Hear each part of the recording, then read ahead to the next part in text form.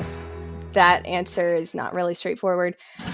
My Makes sense. earliest, yeah. So my earliest forms of this kind of working with a malleable material like clay, I would say go all the way back to when my grandmother would keep me. She would make homemade Play-Doh with flour, and we'd use food coloring, and it would be warm, and it was so much fun. I loved helping her make that Play-Doh, and we would make all different colors and make farm scenes and all these things. And so, I mean, it's amazing how things like when you're that young, how those types of things really stick with you. And I know there's all these psychological things behind why that happens and everything, Right. but I'm not very into psychological things. So I can't give you all the scientific background. All I can say is that's where I really attribute like the start of when I first really found that medium. And then It's a beautiful I, place. it's so special. And then I have just always looked for a creative outlet. So I got really into Irish step dancing. And so I kind of got away from the Play-Doh. I grew up, so to speak, and found a creative Wait. outlet. Back up. Did you just say Irish step dancing? Yes, I was a competitive Irish step dancer, no less. I didn't even know that was a thing. I didn't even know there was competitions for that type of tap dancing. Well, if you ever end up in a situation where you can watch a competition, it's brutal. The girls take it very seriously, and guys too. Everyone loves it. But yeah, competitions. So you can do it as a group or you can do it individually. Oh my god. And it's crazy. The costumes and the big curly wigs and everything. Yeah, I had so much Only fun. Irish people. I mean, it was so much fun. So much fun. But in that way, I got away from ceramics for a bit because I was so into dancing and practicing, and that's where my friend group was. right. And then everything changed kind of back to ceramics actually the summer after 8th grade. So the summer before my freshman year of high school, I had been diagnosed with scoliosis in 5th grade. And so I had worn like the back bracing and everything, and that wasn't really working. And so I ended up having scoliosis spinal fusion surgery in 8th grade. And the recovery process is pretty much don't do anything for a year. So Oh, don't smart. dance. Yeah, well, you're trying to heal, of course, heal I know, everything. right. So I've got like bones and, Yeah, but that's hard on you because I can imagine. I mean, you seem like you're a creative person. You seem like somebody that is your drive and that gives you your energy and keeps you going and is what you're stemming forward to. And not being able to do that is just like, what? right. What do I do Yes. now? Exactly. So yeah, so the recovery was a year long of pretty much like don't jump, don't bend, don't twist. So pretty much don't dance. And like you said, that was really hard for me. And so my mom signed me up for a pottery class, just a generic student kids pottery class over the summer, and I really fell in love with it again. And in actual clay in this form, not homemade Play-Doh, but I just love the process, and the clay was so malleable, and I had to stay so rigid and everything. So I think I was just really drawn to such that hands-on experience. And as they say, the rest is history. I just kept taking more and more classes, and my school didn't really offer it, so I was taking it through a cultural center in my area, and Nice. it's a great outlet. But there weren't really You classes have local. specifically. Don't those culture centers usually have local volunteers that come in to help, or not necessarily? It depends on what's going on. There were volunteers, but this actually there were teachers as well who were getting paid. So it was like the real deal. I had some really great instructors there, and they had kilns and everything. So we had like the full experience, but they didn't really have classes specifically geared toward high schoolers. So I see. I was in there with people, 30, 50 plus years older than me, like Oh mostly wow. retirees, but they really just took me under their wing. They're, like drinking and throwing, and I'm like 15 years old, just just hanging out. But it was so much fun, those evenings. And then I ended up getting a degree for it. I liked it so much that I went to Anderson University and got a degree. University in South Carolina, I should say. I know there are two. But it's the South Carolina School of the Arts. And so It's a small program, but it's so good. I think there were 3 of us in the graduating class, but it was really a great program, really amazing. Sorry. You're good. Well, it's one of those things where, as artist, when you first start out, like kind of the first sprout of creativity, because as kids we're like sponges, and I can relate so well to you. I mean, as a kid, I grew up. My father was an immigrant from Morocco, Mm, and he loved cooking. He was very creative. My dad loved architecture and building things, so I always had that growing up. And for me, getting back to culinary, like right now I work in a kitchen, and being able to be creative into something that, I kind of liked when I was younger. I can actually turn this into something that I can make money off of, but enjoyable. I have an enjoyable work environment that's sure. also beneficial for me. That's very rare these days. You understand this? Right. Yeah. Most people end up in jobs that they fucking hate. It's terrible. But having those opportunities of doing something you want to do, even though like you're around like older and younger people, I can understand where that could be eye-opening in a way. You're like, huh, all these different Yeah. people learning the same thing I'm doing, but doing it in a different way. Just every single time you're coming into class, just seeing that over and over again. Right. And they, like I said, they were retirees, but they had been doing pottery for a while. And so I had several different instructors there, and just seeing like their styles and where they were coming from. And for the most part, they had taught in like a college type setting, and they wanted a more relaxed pace. And so seeing like their backgrounds, they really helped me develop my style to get into college actually. And of course that my styles changed over time as well, but really that's the beauty, like you said, of a community studio or a community space. And I'm in a community studio now, but just bouncing ideas off of each other, and recognizing everyone has their own styles. And it's amazing, like everything starts from this mud, this clay, and then seeing all of these different ideas and styles and aesthetics really coming out of each other's like spaces and everything. It's just so And encouraging. projects, when Yeah. you're, when one of the coolest things, and this is what I always loved about ceramic, is when you take someone that's from a certain region or how they learned how to do pottery, and you watch them make plates, just a simple plate. You'll get these artists that will make these deep dish plates or very flat plates. And when they first starting out, and I don't know the terminology for all of this. Go You'll for it. correct me. Sure. But when they put the clay and they start shaping it onto that wheel, you can see their hands are moving in different directions. And it's as if they've trained their mind and body, their fingers, to manipulate this piece of clay to their own, I guess, specification. Sure.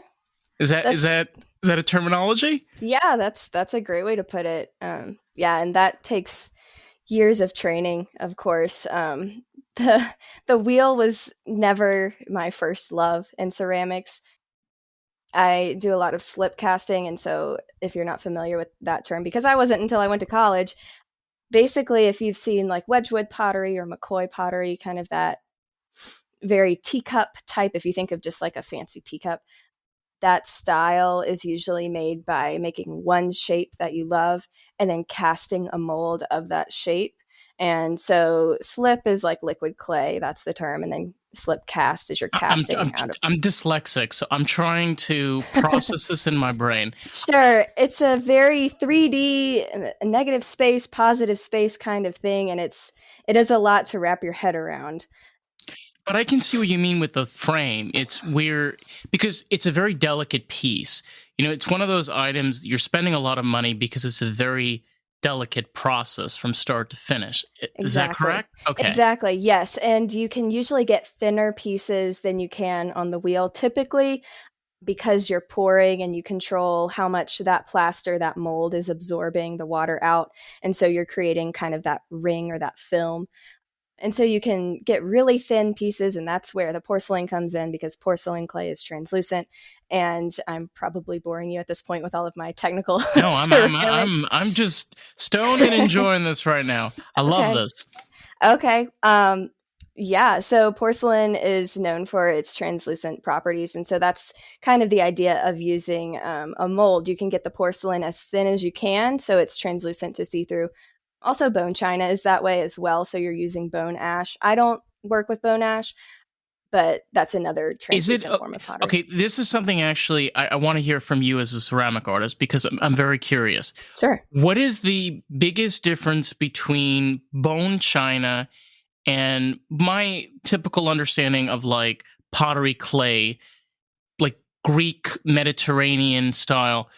What is the main difference in the materials? I understand they're made Sure. out of different compounds and ingredients, but like fragile state, structure.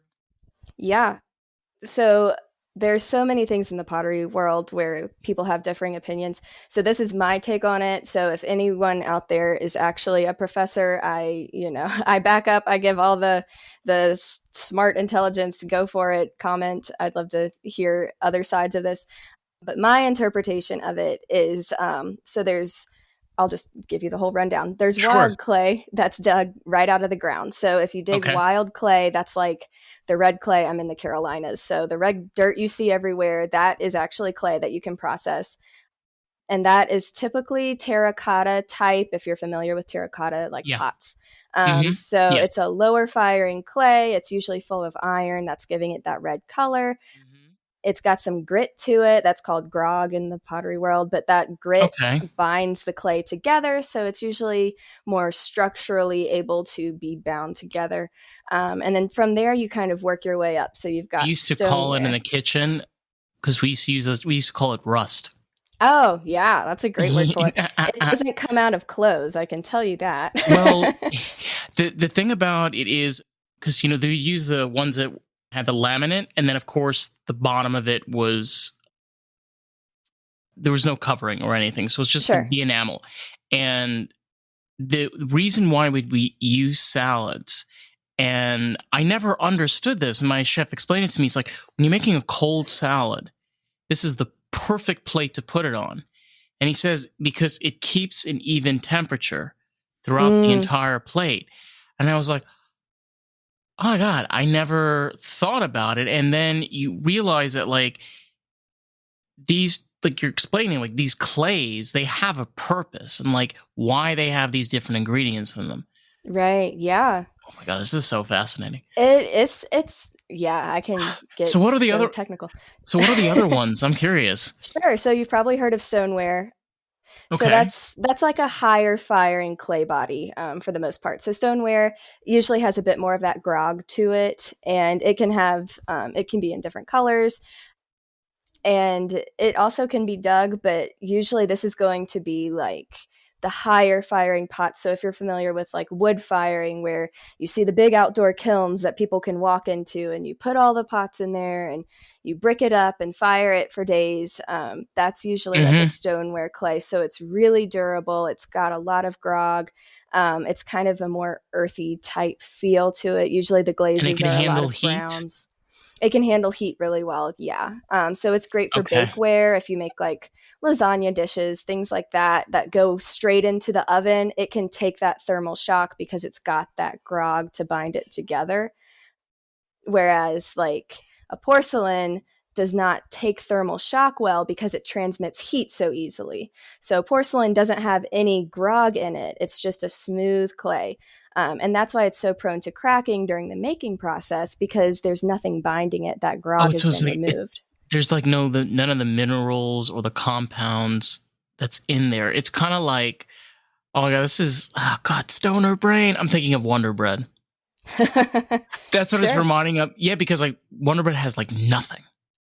There's just Right. nothing. It's Yeah. just bread. That is a great example. You're right. It's removed all of the big, chunky, groggy qualities out, and so you're left with that refined, smooth. Texture. clay. Yeah, Yeah. exactly. And it's got some different ingredients. It's very much like making bread. You're mixing different dry materials and then you add water. All about the artist. That is the whole purpose of this podcast, period. And you have a really valuable tool. You can share this with artists, people that are creative, someone that can enjoy this podcast and really enjoy the experience of Lost in the Groove. So, with that, let's jump back to today's episode, shall we? To get the clays. And so porcelain, it is a higher temperature as well. It can be. Usually it's fired to some of the highest temperatures along with stoneware, but it just doesn't handle that thermal shock well. So if you take something right out of the refrigerator and put it into the oven, if it's porcelain, it'll probably crack on you. So it's like you have to do like a gradual heat. Exactly. So you I warm it see. up as Okay. the oven preheats. But porcelain is used everywhere. It's used in a lot of like surgical, like body replacements, like bone type things. It's used on the spaceships. You can find it. I mean, Oh, obviously, wow. toilets, sinks. It's kind of everywhere. So you've probably touched clay multiple times today and had no idea. It's just all prevalent throughout our lives. Well, I think one of the most fascinating things when we think about clay, you think of the Mesopotamian areas, going back thousands of years, using clay tablets, Yeah, creating structures out of these molds, cement and bricks. It's just, it's dirt. yeah, yep. I It's mean, crazy. cuneiform, isn't that one of the earliest written languages? And it was pressed into clay with a Yeah. stick. So, Yeah. yeah, It's it's amazing. in all cultures. It's amazing.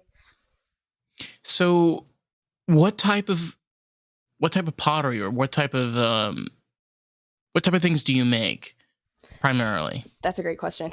It is a great uh, question. it depends. Mainly, I make functional pieces because that's kind of my aesthetic and that's also what sells, honestly. And so I am drawn to like Victorian aesthetics and a lot of, like I mentioned before, Wedgwood, so blue and white kind of pottery, a lot of florals. And so I work primarily in porcelain and I do some of everything. I do slip casting, wheel throwing, and hand building. And it's all microwave and dishwasher safe, but it's all that white clay, teapots, mugs, saucers, bowls, sugar bowls, heart dishes. I do a lot of different like functional pieces, and then every once in a while I'll do like a sculptural series just for fun. It's kind of strange because we tend to forget that in this day and age, most of the things that we buy and consume is, you have something for 4 years, toss it, renegade something else. Okay. Years ago, people would buy a pottery set and then they'd pass it on to their children. And Mm-hmm. then their children would pass it on to their children because it was so expensive. It's like Right. just a part of the family. So, in a way, do you feel that when you're creating these pieces? Because Mm. again, the period that you're touching on, the history behind tea and pottery Mm-hmm. and teapots and all that comes into it. I mean, because again, it is a part of family heritage in a way for some Yeah, families alone. you're right. Yeah, it's very much an heirloom type commodity, I guess is a way to Heirloom. put it. Yes. And a lot of pottery is bought for the sole purpose of being given to someone else. So a lot of my customers are buying them as gifts. I do have some collectors, but that is something to consider. And I have gotten feedback that, oh, this reminds me of my grandmother's china, but a little bit more contemporary. And so I love that compliment. I think that's just amazing. But yeah, it's a lot of pressure, and I think that's something you've tapped into. There's a lot of responsibility as a potter that I think people who are picking it up as a hobby probably don't pick up on, because it took me years to realize you're making a piece that somebody's going to use and they're going to most likely eat off of this piece. And so there is a responsibility, I believe, for the artist to make these pieces food safe and durable. And that is something that I don't think is it's not brought up enough. So you can buy commercial glazes, you can buy commercial clays, or you can make your own glaze, you can make your own clay. Everything, can be as customized as you want, but you've really got to match the glaze element to the clay body, because if those two don't match, the They piece won't might not be seal. food safe. Exactly. So you might get crazing or cracking, which is really Yes. beautiful. And there's so many opinions again on, can you use pieces that are crazed? Is that food safe or not?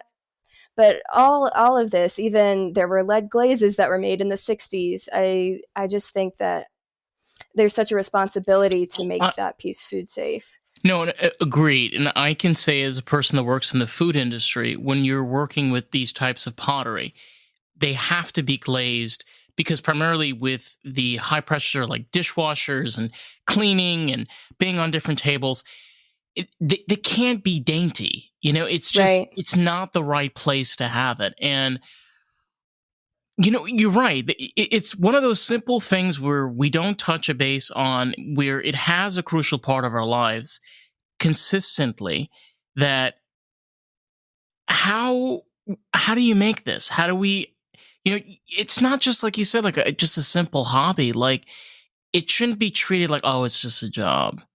Right. I mean, hello, we've been doing this for thousands of years. Right. Like, if it was useless, why are we still doing it? Sure. Yeah. And some things don't have to be food safe, of course, if you're making sculptures, Oh, or for you don't have to sure. eat off of them. You're right.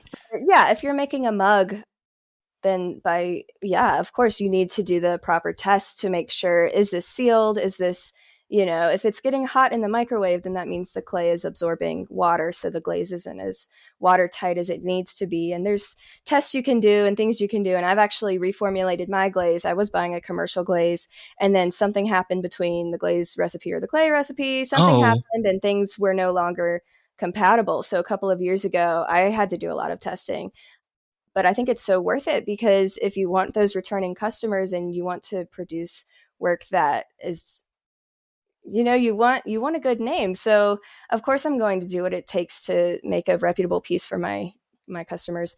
But yeah, it's a lot of work, and I think that's where you're talking about people. If it's a hobby, you might not be willing to put in the work or the research to make that. And if you're not selling it and you're just using it, then that's, the responsibility is just on you. But if you're selling these pieces to people who are going to drink out of the mug that might not be food safe, then, you know I don't know what else I could say about that. it's just it's just kind of interesting, because when you look at something that looks simple, I mean, because let's be honest, sometimes you could just look at a painting or a tea set or a plate, and it's like, okay, I mean, it's simple. But the work that goes in for that pattern, that glaze, that shape, that mold, there's so much you can learn from that once you step into that as a role. And it's just one of those things you just don't think about very often, because why would you? Right. Yeah. Yeah, it's such a fascinating world, and the deeper I get into the pottery world, the more things I realize I don't know. You know how that goes. Um, Yeah. so there's always something to learn, but I love it. I love researching things and learning, trying new things. So it's all fun for me. But yeah, the glaze reformulating, I will say that was a little bit scary that is until that is I got kind it of figured out. bananas. How, like, you had to like literally create your own formula to, wow.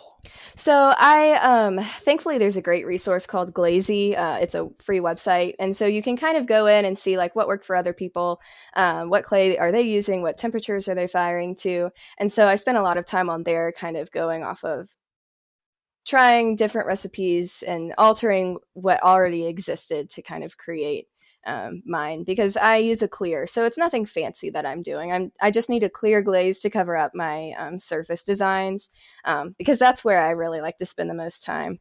do, do you hand paint them?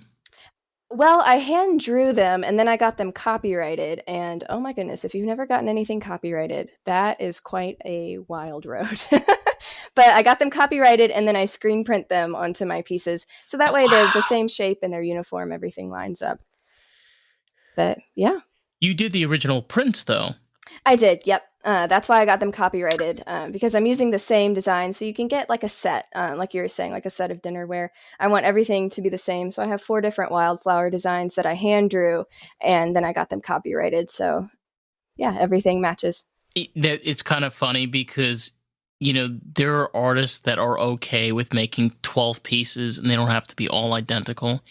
And I'm kind of one of the ones that I'm like, it's okay for it to be a little identical. I mean, because there's a symmetry that goes with it. You worked on this really cool design, really getting like, for example, like petals and the flowers and the colors and the right hue, and then like be able to create this beautiful set. Mm. It's got to be, there's got to be symmetry with everything. Yeah, there's some satisfying. I think that probably comes from like my whole scoliosis experience. Like there wasn't symmetry in my body, so to speak. So like Oh, I okay. think I must crave it.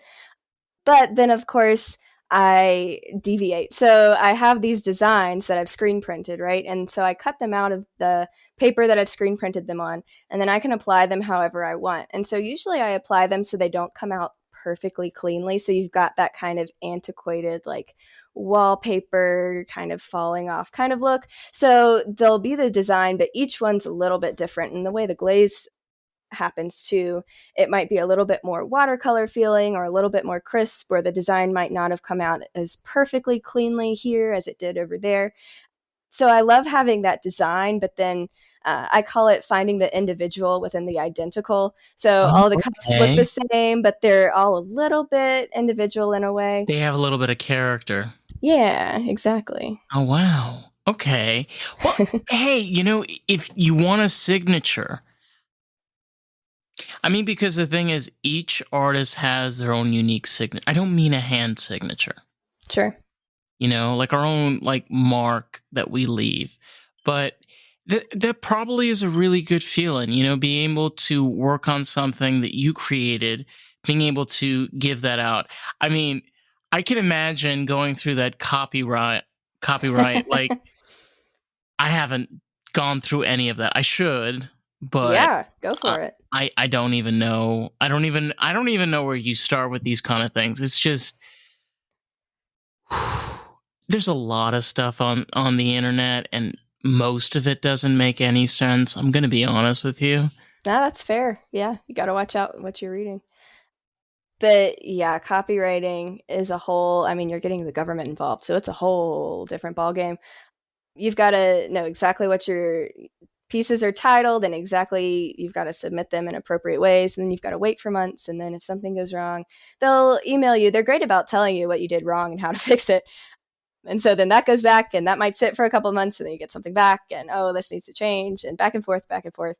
But then when you finally get that letter that says, yep, these are yours, and they are actually legally your designs, that's amazing. That's a feeling that I have that piece of paper framed, honestly, because it felt so good. Such a badge of honor to have these Well, designs in my name. it's an important thing that you brought up because we live now in a time where, as artists, we're finally getting our voice back. Yeah. We're tired of being abused, mistreated, our work's being stolen from us. I mean, can you imagine how many designers their work has been stolen? Like people that make pottery and stuff. Like, to what end does this Right. have to continue? It's like, why can't we live in a collaboration community where all of us do our own unique things? Like, is that not possible? Because I don't want to believe that. That's a great question. And again, I'm not up to date on all of the rules, but I did read a book, and it said artists, visual artists. I can't speak to like songs. I'm not familiar with any other form than visual, honestly. But visual artists, if you create something, that design is yours legally, even if you don't get it copyrighted. Like even if I didn't get my drawings copyrighted, they are mine. So if someone put my designs on a T-shirt and I took them to court, and they were selling that T-shirt, I could sue them. But here's the thing. If I had these designs, they were not copyrighted. They were just legally mine because I created them. Someone else got them copyrighted and put them on a shirt. They're no longer mine. because I had no proof that they were ever mine in the first place. So I got my designs copyrighted, even though they were legally mine to begin with, but so no one else would copyright them See, first. I do not like getting political, but this is where my libertarianism kind of kicks in, and I'm like, yeah, no. No. It's weird what is fair in this world sometimes. Well, I try to believe that one of the things that has kept us alive as human beings is not only just the fact that we're here, is the fact of creativity. We found a way to collaborate with each other and be able to celebrate that in a way. And it's kind of strange when you're feeling that like it's kind of coming apart. But you mentioned before when you were in school and you were learning and you had all of these different people. Those experiences open you up to possibilities you'd have never expected. Yeah. Yeah. I'm even going to school for pottery. I mean, just hearing that there were people who used to be ceramics professors, like, what? That's a thing? I can do that? I could really go to school for that? It's amazing to hear about different people. Even like, I remember one of my instructors used to work for Kohler. He was like the main glaze technician at Kohler Oh, for wow. like toilets and sinks and things. And it's amazing to think like, a lot of people think, oh, arts, that's the therapy. That's what you spend your hobby time on. And they don't really think about all the math, the chemistry, the thought process, the computer work, development, research and development, all this stuff that goes into making art. And honestly, I didn't either until I got into it. Well, believe it or not, and I've said this many times, architects are artists. Right, yeah. Programmers are artists. Mathematicians are artists. I mean, it's a different form of art, but it's still art. Yeah, I don't think everything can be as separated into black and white as we think it can be. So. Because they all stem from creativity and ideas. That is what art is, right? So if you're able to harness that and make something of it, and again, it's not just about having a hobby. You can make something of it. You can make a profession for yourself. That is a realistic thing you can do. Right. Yeah. Yeah. I think not enough people hear that, honestly. But that's why this podcast exists, right? Right. And it's people like yourself, when you have artists that you have those, again, having those experiences that open yourself up to where you are now. Again, when you, honestly, I can't imagine the hardship that you went through, going through issues like I suffer from lower back pain. My whole family does. It's a genetic thing. It's our lower, like the lower lumbar on the bottom. Oh, okay. And having those stresses in your life, specifically in your case, where you're going through braces, you could imagine being in school and just feeling different. Yeah. And not being able to have that connection and kind of being able to be back to something that you can connect to. It can help you stand up because we have always low and high points in our lives. Right. And understanding that our lows doesn't mean it's going to be low forever. It's just right now. Yeah, that's a great way to put it. And honestly, I didn't feel comfortable talking about my scoliosis experience for about 10 years. I just didn't. And I think a lot of that could have been changed if I had if back in the day, I'm very young, but back in the day, I feel like just since the pandemic, like mental health has just gotten such a great spotlight. And so it's more acceptable to go to therapy, more acceptable to talk about things. And so if that had been the case when I had my surgery, that might have been different, but it wasn't. And so for 10 years I did not feel comfortable, and I could hide it pretty well, like all I have is great posture. People wouldn't know otherwise unless they ask me to like bend over and pick something up and my back is just straight.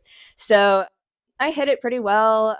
My close friends and family obviously knew, but I didn't feel comfortable talking about it for about 10 years. And then after that point, the Lord told me to write a book. So that's kind of what happened. And not only have I felt comfortable talking about it, but I've now written a book that's going to be published in January. What's the name of the book? It's called God the Artist, and it's a collection of Bible verses that reference pottery. And I'm a Christian, so it's from a Christian ceramic standpoint. So I'm kind of talking about these verses, how we unpacked clay actually earlier. I'm doing the same thing in the book. So all these verses that are potentially looked over or maybe not interpreted to the fullest, I'm saying, okay, this is what this actually means from a pottery standpoint. And I'm kind of coming in. And of course, my scoliosis story gets involved because the only way I found pottery was because of my scoliosis. And so like you're Right. talking about highs and lows, who knows? I might still be Irish step dancing if I had never had back surgery. I mean, that's a weird sentence, but it's true, Like, Hey, it's I weird. mean, curveballs. That's what life Yeah. throws at you. But touching on that, I mean, I myself, I'm Jewish. I'm no longer religious. I was raised Orthodox. Okay. And that is something that's really fascinating, is because even though we have a lot of history, one of the interesting things, especially like in the Old Testament or the Torah, there is the mention of pottery. Like even in the story of with Abraham, Mm-hmm. the clay idols. I mean, we're talking about what, like 5,000 years ago, 6,000 years ago, Yeah. a really long time ago, and it's just why, think about it. Like you're a group, a tribe, and you have this belief or following. You're using these materials, for idol worship, whatever in that case. Why are you using those materials? Yeah. I mean, Like, that's a great question. And clay is one of the few things you mentioned. Tea culture, that's pretty worldwide. But clay is one of the few things that's worldwide. And it's mind blowing. But I mean, everyone has dirt, so it makes Native sense in a Americans. way. But yeah, you've got to figure out that, if I, burn this dirt at 2000 degrees, it actually changes a chemical process and becomes a dish, and it's amazing.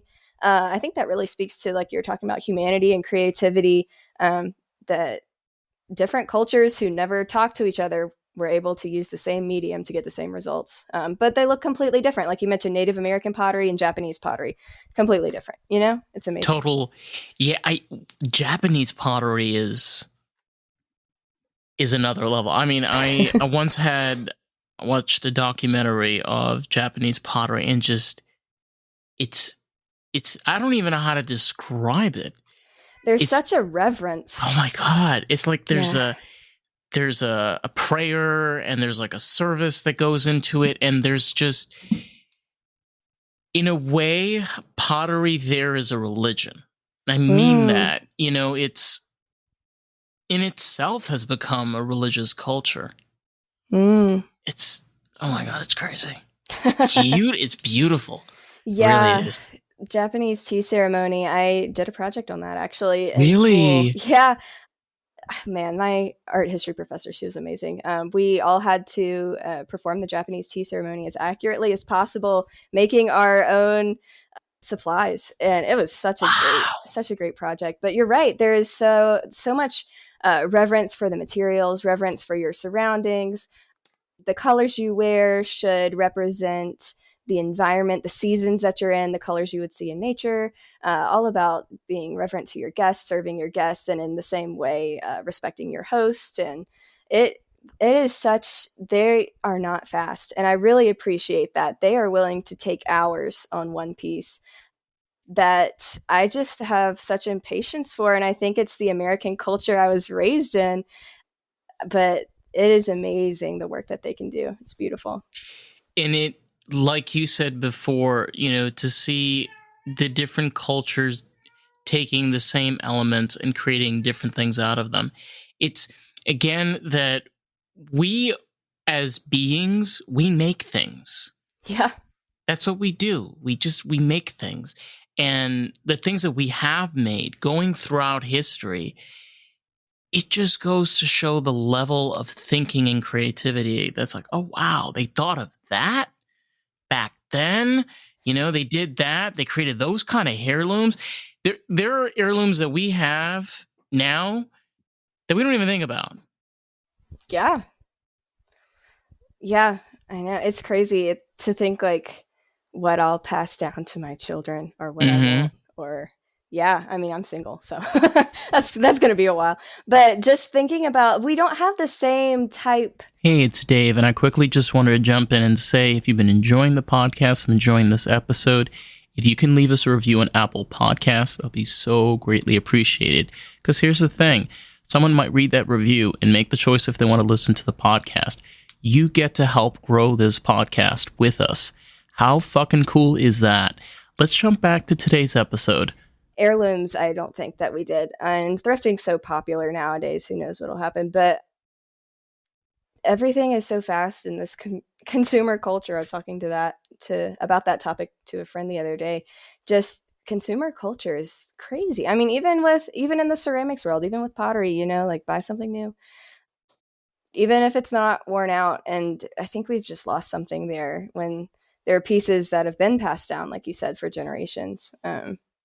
And that's not really the case anymore. It's make what's in style, and once it's out of style, make something else. So yeah, I mean it's crazy. I have a I have a pot in my kitchen, and it's from Morocco. My grandmother, she passed away many, many, many years ago. She got the pot and gave it to my mom. And this was like 1978.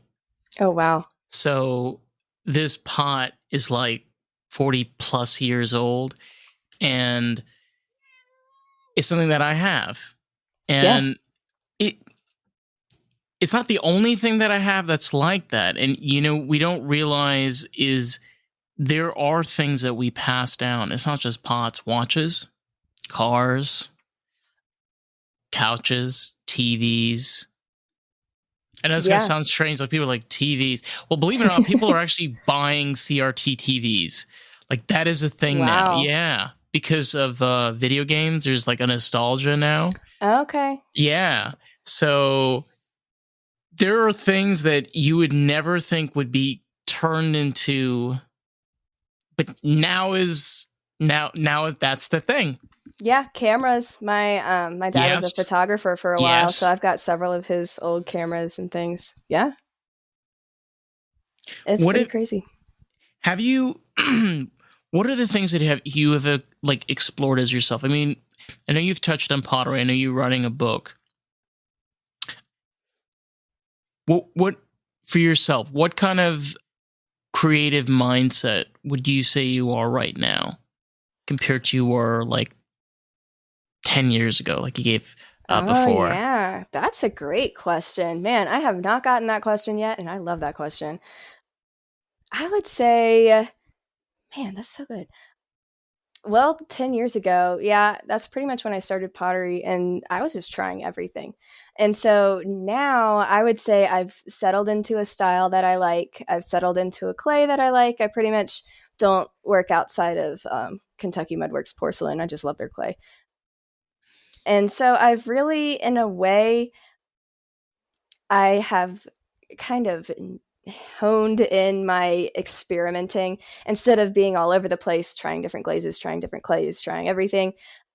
I've found what I liked and I'm sticking with it, and I'm more intentional about my experiments. And so I'm still playing around. I still try different things, but with intentionality. I kind of know this is my set style. I've given myself that parameter, but within that parameter, the possibilities are still endless. I can still do whatever I want. And if I ever want to change my style, I can.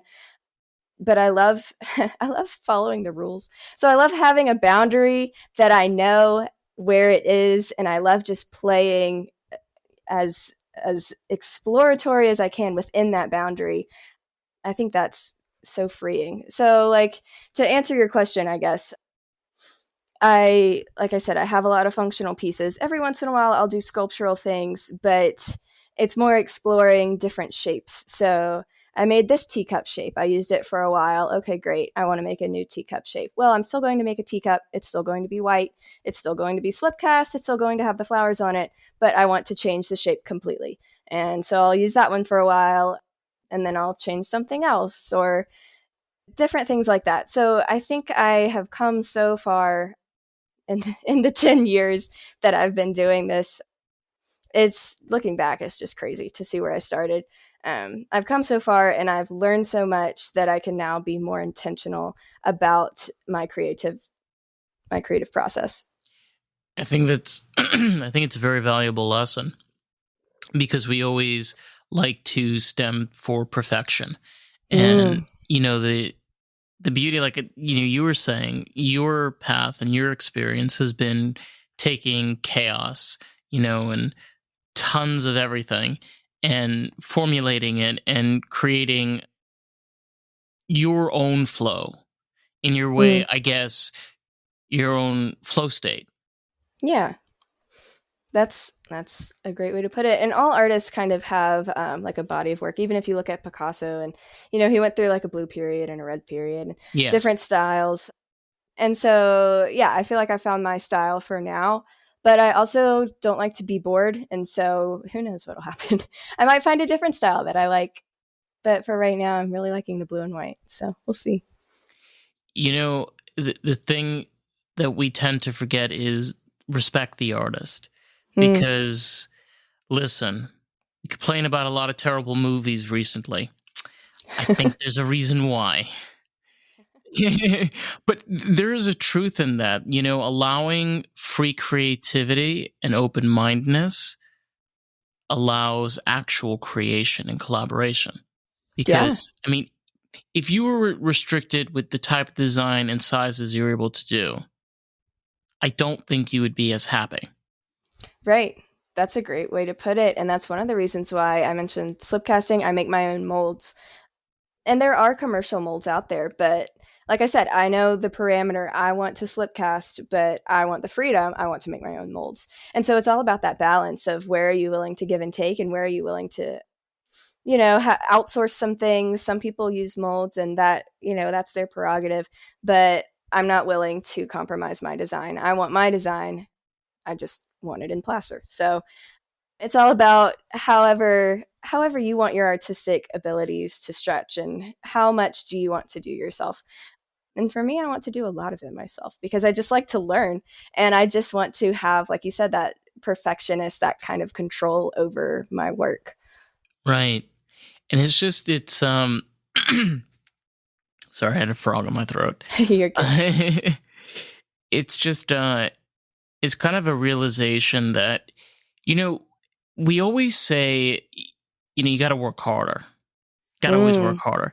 I My philosophy is this: instead of working harder, why don't you look at the things you want to do? Focus on the yeah, things that you want to do and the things that you need.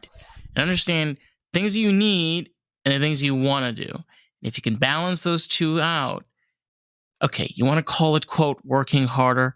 Sure. Go right ahead. But it's a balance, yeah, it's figuring out how to level it out correctly. And I in your case, it could be 10 years, some people could be 5 years, sometimes it could be 20 years. I don't think there really is a number of how long this process really takes. right. And ceramics is so cyclical. It's almost like the seasons in a way of the cycle and kind of flow of pottery. So it feels like I'm always doing something different, even though I'm always in the studio. But, on one hand, I'm making things, and I have to make enough things to fill the kiln. So I'm constantly making. I'll have weeks of, as you say, working hard making. And then I'll fire the kiln. and then I get those pieces back, and now I'm glazing those pieces. So I'm not making anymore. I'm doing something completely different. I'm painting on the glaze. I'm doing my surface design. I'm screen printing. I'm laying out patterns.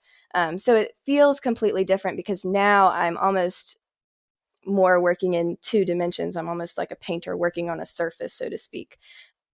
And then after that, I fire them again. And then after that, now I've got to price them and pack them up or sell them or ship them to where they need to be sold or deliver them. So it is constantly a cycle, and it is constantly, like you say, working hard, but it's working hard in different areas. So there's less burnout, in my opinion, because I'm constantly switching gears, which I love so much. If I was just doing the same monotonous every day, I would drive myself crazy. I'd switch.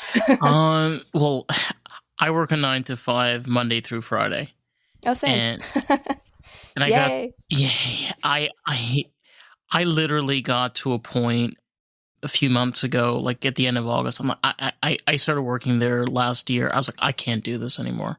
I'm going Mm. out of my mind. So I looked for a second job, Mm. and I found a gastro bar that was recently starting up called Black Flamingo. They're in Florida, Oh, in cool. Oakland Park, which is in Fort Lauderdale. Anyway, they needed somebody working there in the kitchen. I went there, and my experience with food. I draw, I also play guitar, and I do this. I Wow. dabble in a lot of things. But Yeah. anyway, um, being in that environment, let alone, even though, like you said, working harder, less burnouts. I get to go there. Yes, I'm doing kind of the same things, but going through that process of making the dough and then letting it rise and then baking it and then taking it out and then portioning it out and then actually making it into it's the same process, but I get to experience different experience throughout it. And it's just, again, that I feel like for me as an artist, that is what I live and breathe for. If I don't have Mm. that, I don't have my oxygen. Yeah. Yeah, that's a great way to put it. There's something reassuring about that process, to know that's the process that will always exist, and these are the steps that must be in this order. There's something soothing about that. I don't know. Yeah, there is. I mean, how do you describe this?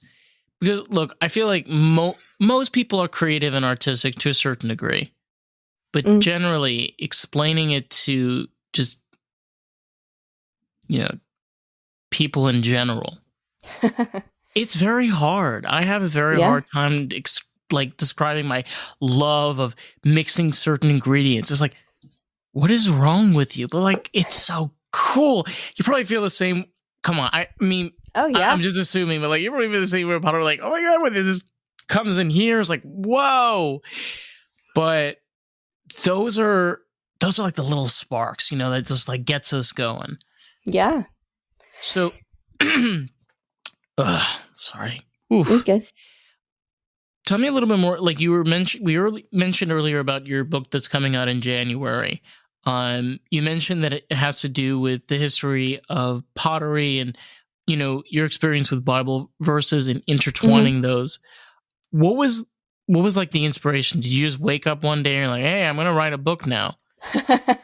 Yes and no. So when I was at Anderson University, Okay. they yeah, it was a great program, and so I really started there. It is a Christian school, and so I the professors were great about kind of helping me start to pick up on that relationship. And there are verses in the Bible about God being the potter and us as humans being the clay, and him manipulating our lives in such a way that he sees what's going on when we don't. And so that idea got me thinking there's got to be some kind of book I could read about this. And there wasn't. There wasn't a book that I could find that was what I was actually looking for. And so at that time, the Holy Spirit, as you would say, the inspiration would be from the Holy Spirit, in my opinion. And it told me to start working on the book. And so that was 2019. And I reached out trying to find publishers at the time, and there was one publisher who said you could self-publish, and you'd have to pay a lot of money and you'd need a ghostwriter and this is terrible. So we'd need to scrap this part and you need to elaborate on this part. And I said, I don't have that kind of money. And I really want this to be my book. I don't want anyone else to write my story. And so I prayed a lot about it. And at that time I felt the Holy Spirit saying, you know what, like you don't have the experience. And so I thought that meant 30, 40 years from now, decades from now, when I'm retired, I'll have all the experience I need to write the book. The pandemic hit.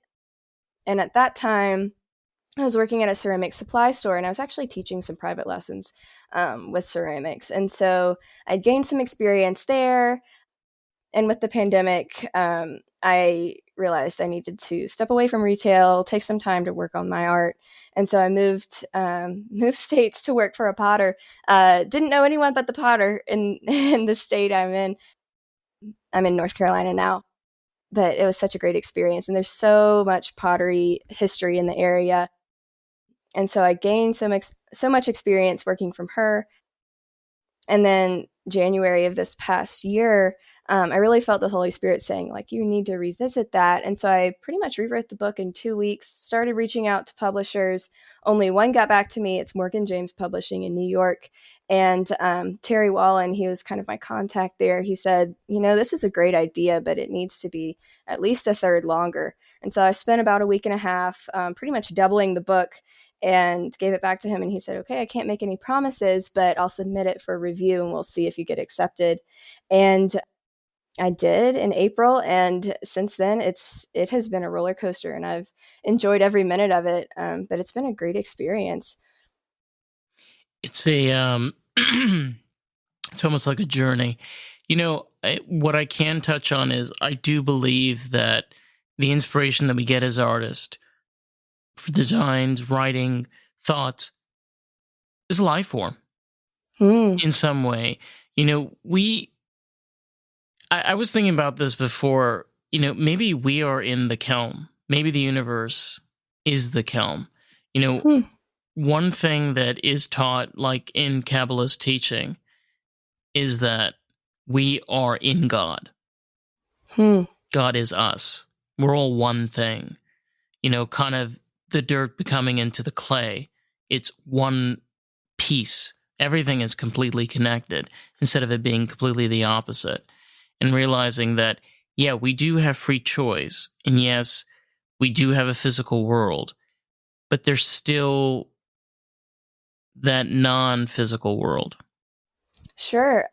From my Christian standpoint, I can agree and disagree. So I would say you're right in the way that I believe that God created all of us and he has a creative nature, and he created humanity, male and female, in his image. And so in that way, Amen. yes, there is creativity inside of us all because we are in the image of our creator. And so of course we have to create because it's part of our nature. And I think that's just the beautiful part of it. Like, you can't help but create. And in any form, like you're talking about math, singing, there, you can't help but create. It's just part of our nature. And I think that's what connects us all. Like you were saying, I think that's so beautiful that we can find connections through different types of creativity too. Right. Because of course I have friends that are potters. How could I not? But I Right. also have friends that do all different kinds of beautiful work, you know, and that's the beauty of it, bouncing ideas off of my painter friends or my theater friends, you know, like just getting ideas and listening to different songs or different art forms, in that way getting inspiration across the mediums. We all have something to offer at the table. Exactly. Yeah. We really do. I mean, that creative process of creating this book, 300 pages? It's just shy. I think it comes up around 200, but yeah. Ooh, okay. What kind of format did you go with? You know, is it chapter based? Did you break it down in any way? So it is chapter based, and I kind of broke it down to the ceramics elements, like I was talking about, like the seasons. So we start with clay, and so I just break it down. I say you don't have to know anything about ceramics to understand this book or to read this book because I break everything down.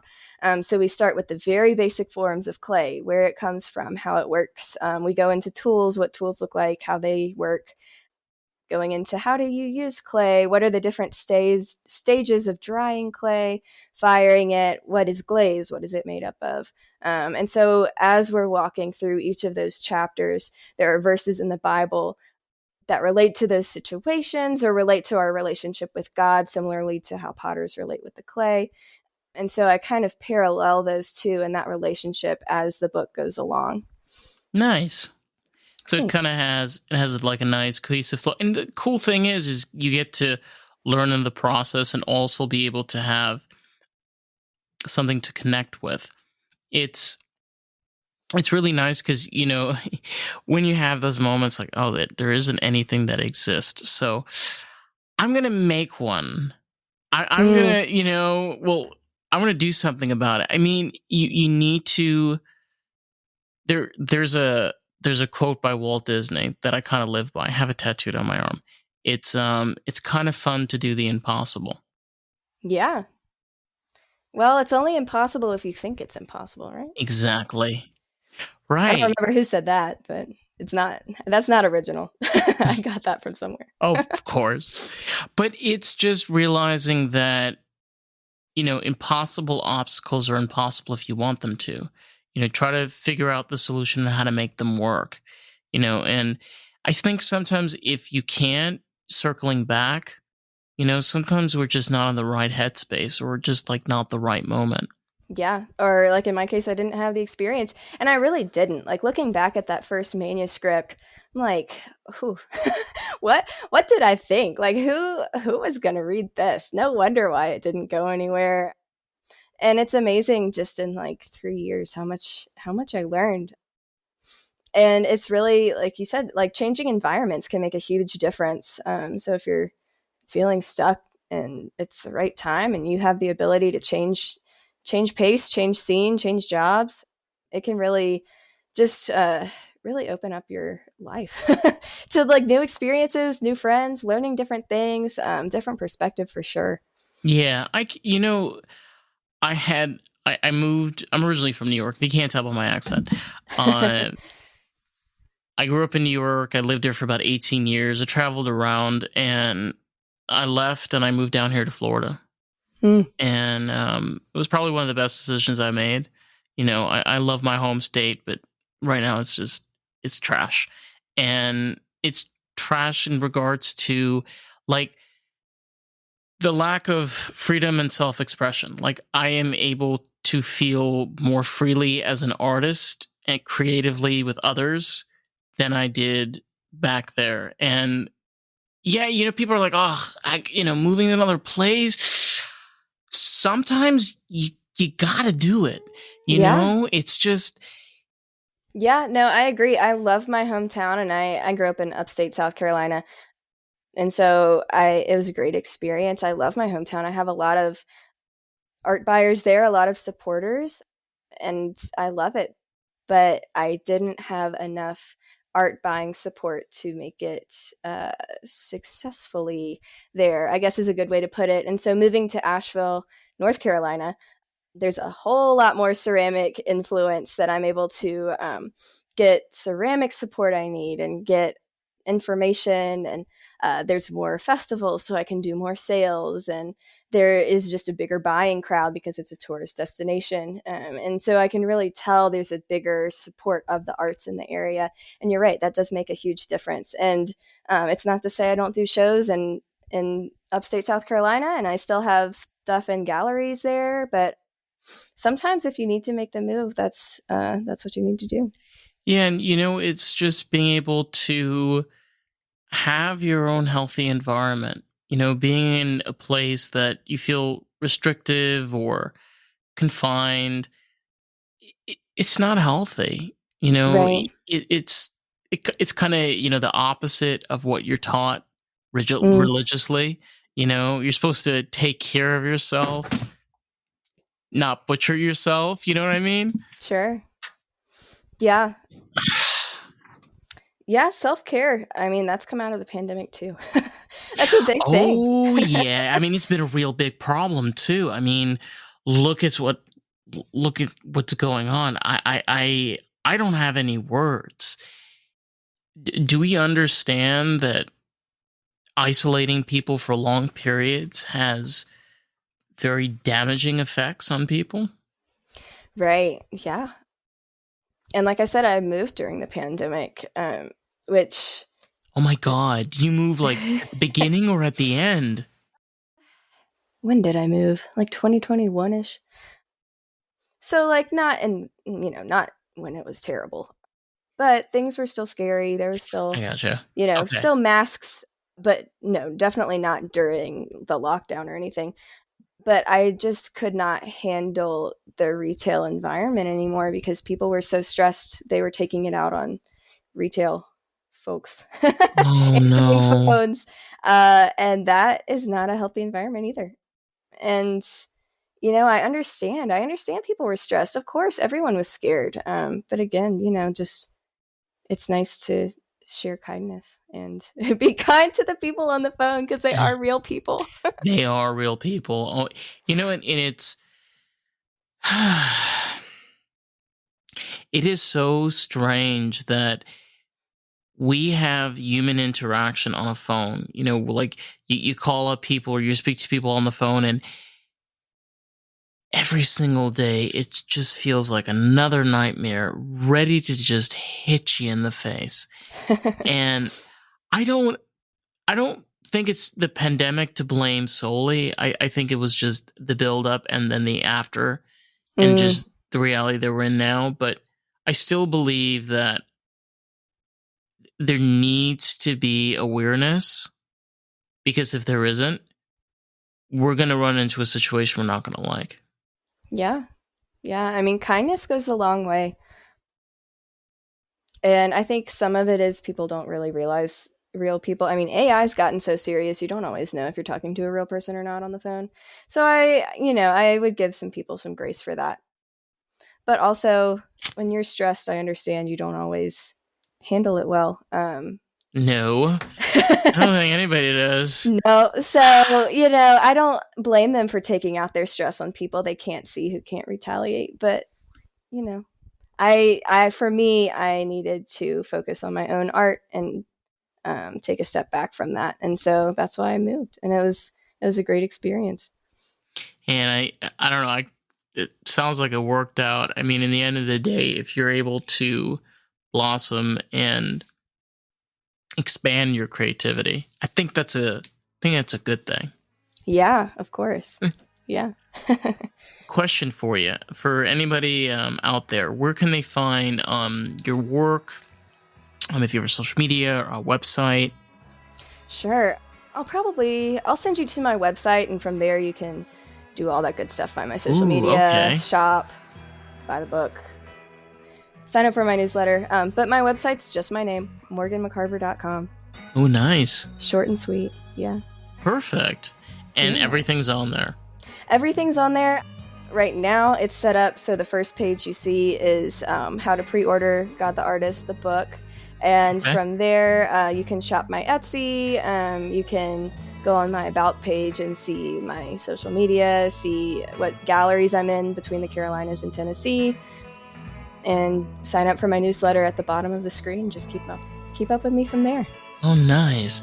Well, it's really cool because now I get to learn, not only as ceramic artist, but you kind of had a ceramic journey.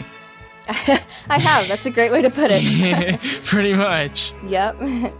And I feel like it's only just beginning, too. Who knows? Oh, yeah. I really, because this point from 10 years, you don't know where this is going to take you. You really don't. Exactly. Mm-hmm. Yeah. Ooh, before I forget this, anyone that wants to find the podcast, we are on Facebook, TikTok, Instagram, and YouTube at Lost in the Groove Pod. Morgan, it's been a real pleasure. Thank you so much. I'm gonna wrap this up. Sounds good. Thank you so much for having me. It's my pleasure. All right.